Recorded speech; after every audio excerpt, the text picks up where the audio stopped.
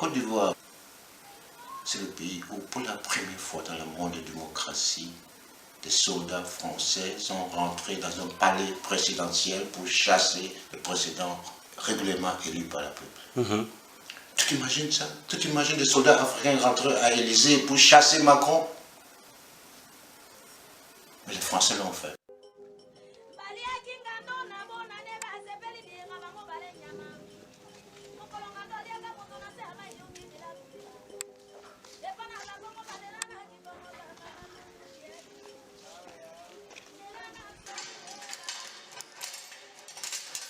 Ouzoma, bonjour.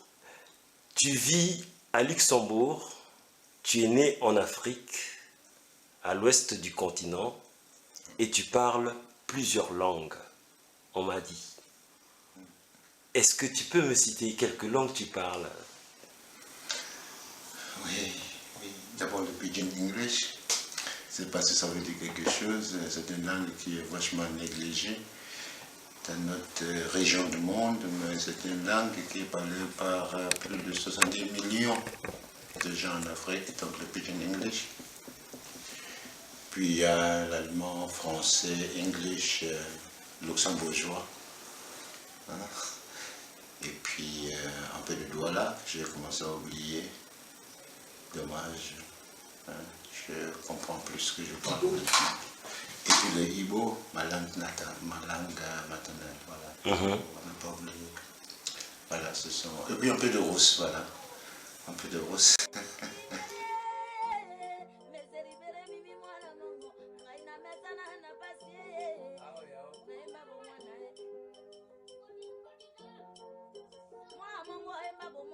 Il faut absolument que les générations futures, celles qui viendront après nous, sachent qu'il y a eu un grand frère qui a tout donné, qui a vraiment cru à la justesse et à la légitimité de la cause pour les réparations.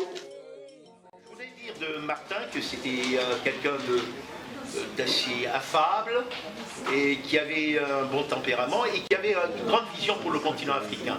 Et c'est ce qu'on sait très peu, c'est-à-dire que les contributions, et je voudrais peut-être saisir l'opportunité pour attirer l'attention de l'ambassade concernant justement la gestion peut-être des ressources de la diaspora. Martin, théoriquement, c'est presque un gâchis qu'on n'ait pas tenu compte en fait de ses compétences pour justement la contribution au niveau du continent africain. Nous sommes allés rendre hommage à Martin Okeke et nous rendrons un hommage militant le 23 août prochain à Nantes.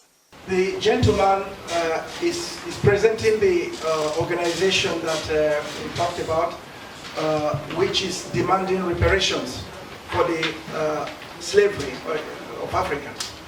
And he's telling us that here is a strong delegation from that organization. It's a global, worldwide organization.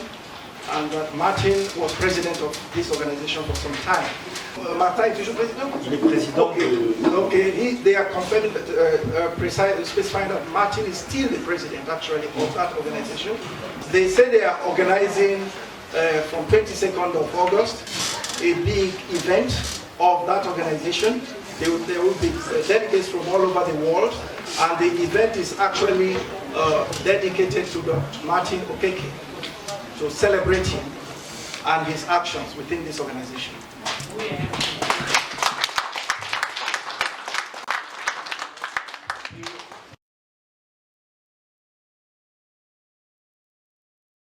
Est-ce que vous pouvez nous dire un petit mot sur Martin Okeke et l'empreinte qu'il a pu laisser? Martin Okeke, c'est le président du MIR en France. D'accord. Il peut témoigner de son implication, de son apport et du modèle qu'il représente pour la jeunesse. Parce que le programme conçu par le MIR, c'est vraiment des propositions concrètes en direction des peuples africains et d'ascendance africaine pour élaborer élaborer des programmes de reconstruction, de réparation et de réhabilitation tant au plan individuel que collectif. Martin était très simple, très discret, et j'ai été surprise de voir à quel point il a compté.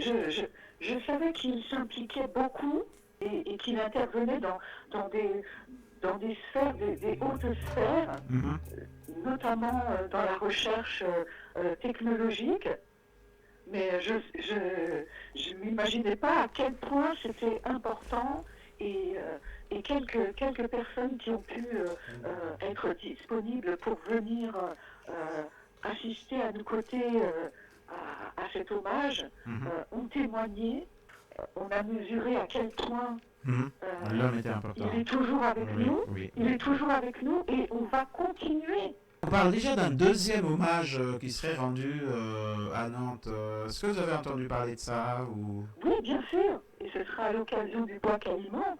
Et c'est pour cela que je vous dis que il faut au moins une deuxième partie, parce que la première partie, c'était l'hommage des proches et de la famille. Oui. Et la deuxième partie, ce sera l'hommage des militants.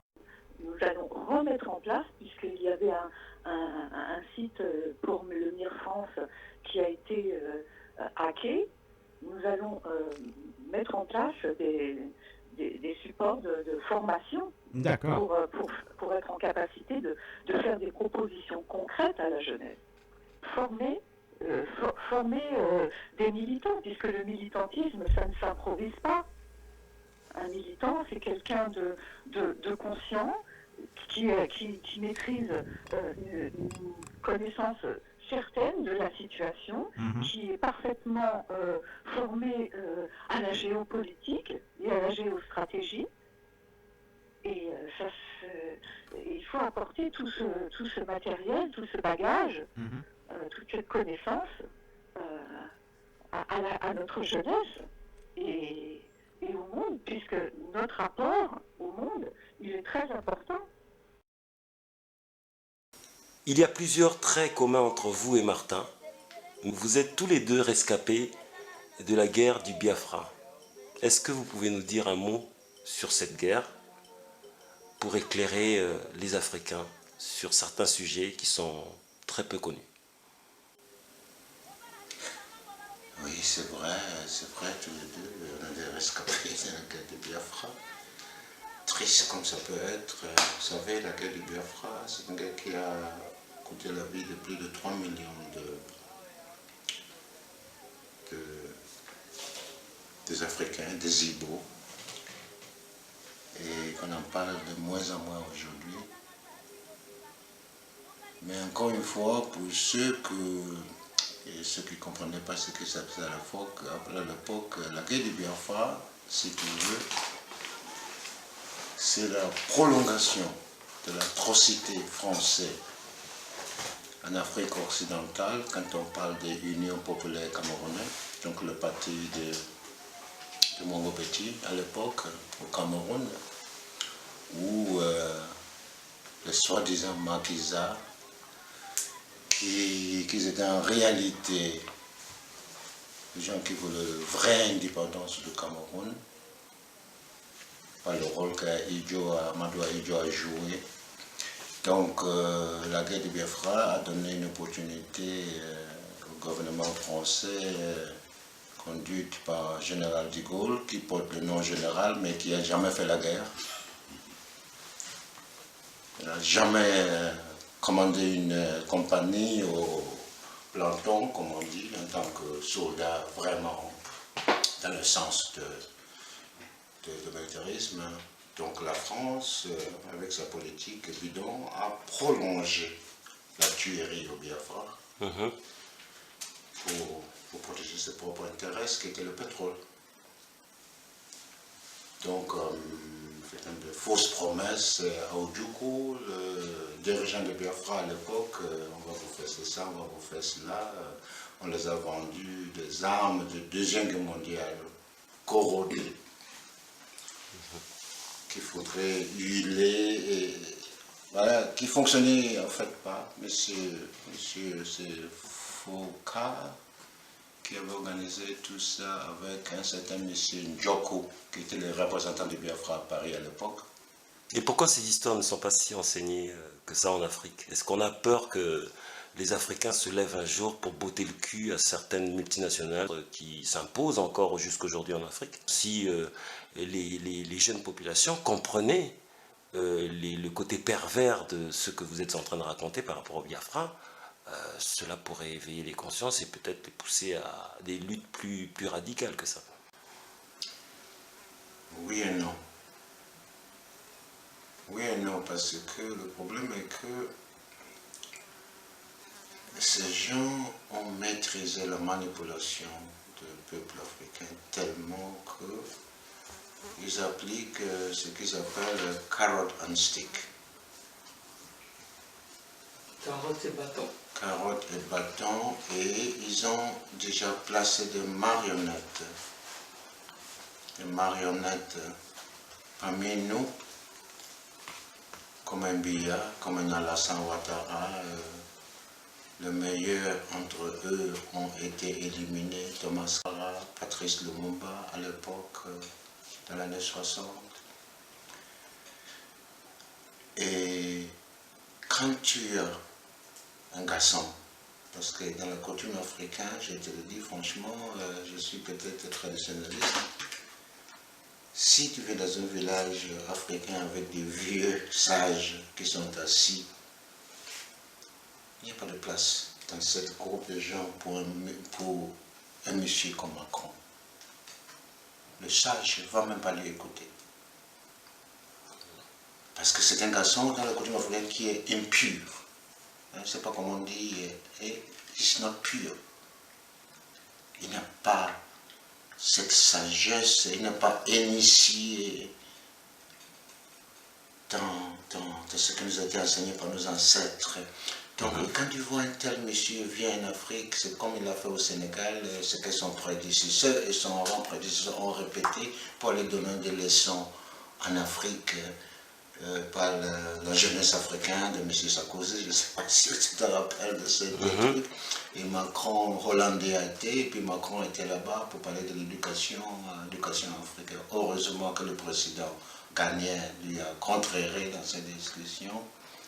Mais quand tu vois ces gens-là qui préparent un curriculum des écoles, qui nous envoient par l'aide de l'AFD, Agence France de développement d'enseignantes, universitaires et autres, comment veux-tu qu'on enseigne notre histoire? Vous savez, victory writes history. Alors certains disent que les Africains passent très souvent au pardon, et lorsqu'on voit l'image de Sarkozy aux obsèques de Mandela, sachant bien sûr que la France et d'autres pays, Israël et tant d'autres, ont soutenu le régime de l'apartheid jusqu'aux dernières minutes. Ça a fait quoi en fait d'accepter ce genre d'image?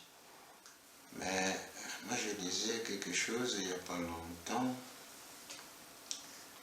où la personne disait qu'on devrait changer notre comportement vers l'occidental. On devrait nommer des choses comme elles sont. Il est allé vouloir commenter comme quoi c'est qu'on voit ce qui nous pousse à nous comporter, comment le faire en recevant quelqu'un comme Sarkozy à l'enterrement de Nelson Mandela. Et autres, ce qu'ils appellent la tragédie des pauvres. La tragédie des pauvres. Hein, tu es pauvre, tu penses que tu es le seul pauvre mec pauvre dans ce monde. Mais la France est plus pauvre que l'Afrique. Si on enlève toutes les récoltes que la France ramasse en Afrique pour son bien-être, ce pays France sera plus pire qu'un pays du monde. Sera plus pire que le pays les plus pauvres en Afrique. Mais parce que moi j'ai entendu quelqu'un de Congo-Brazzaville dire dans une réunion que eux ils ne savent même pas combien de pétrole F sort de leur pays. Parce que le quartier pétrolier de Congo-Brazzaville est clôturé. En tant que citoyen autochtone, indigène, tu ne rentres pas là-dedans.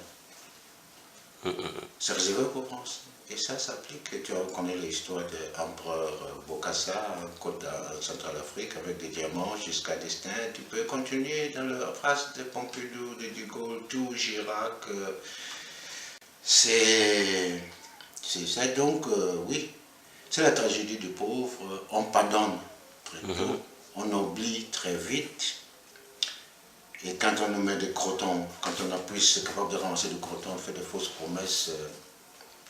Si c'est sale, au billard, ou à la Ouattara, tout, bon, on oublie tout, on fait toutes ces pousses-là. Moi, en tout cas, je ne serais pas invité à Sarkozy, l'enterrement de Mandela, parce que ce sont des pays qui ont fortement soutenu l'apartheid. Moi, j'étais dans l'anti-apartheid BVG en Allemagne quand j'étais étudiant. Dans la réunion de OAU à l'époque, 1977, au Gabon, on avait envoyé des pétitions. Cette réunion au Gabon à l'époque. Et le problème, c'est que tous ces jeunes dirigeants français qui sont venus au pouvoir, ils font semblant de ne pas connaître l'histoire de l'atrocité française vers la fête. Pourtant, ils continuent. Donc pour moi, franchement, ce ne sont pas des interlocuteurs réels pour l'Afrique. Parce que tous ces gens-là sont été de passage pour leur propre profit. Je peux encore en citer beaucoup d'autres exemples. Et tout à l'heure, lors de cette discussion, tu nous disais que Martin avait réuni aussi en France un certain nombre de rescapés de la guerre du Biafra, à une époque. Ah oui, oui, il a fait. Ce matin, ce n'était pas quelqu'un de très voyant. Il était, comme on dit en anglais, discret. Discret. Hein. Et il voulait, comme on dit, il était he was the kingmaker. L'éminence grise. Voilà. Le faiseur de Voilà. Il ne voulait pas être le roi, mais il voulait être le kingmaker. Il a fait ça avec beaucoup de gens. Moi, je connais des cas où il a ramassé des jeunes gens, agitateurs pour le hip-hop biafra. Pas Ovette, mais il a donné un coup de main, comme Amechi. Tu te rappelles, Amechi, c'était un gamin qui n'avait nulle part. Bon, il a essayé de lui aider, des filles, soi-disant, qui ont quitté l'Afrique pour faire la prostitution. Il les a expliqué, essayé de faire comprendre que ce n'est pas leur rôle, il faut qu'ils cherchent autre chose. Mais de façon respectueuse. De façon respectueuse, il n'a pas pris l'honneur de ces gens en le dénigrant. Par contre, il a essayé de le faire comprendre qu'ils ont un avenir et qu'ils se focusent sur cet avenir.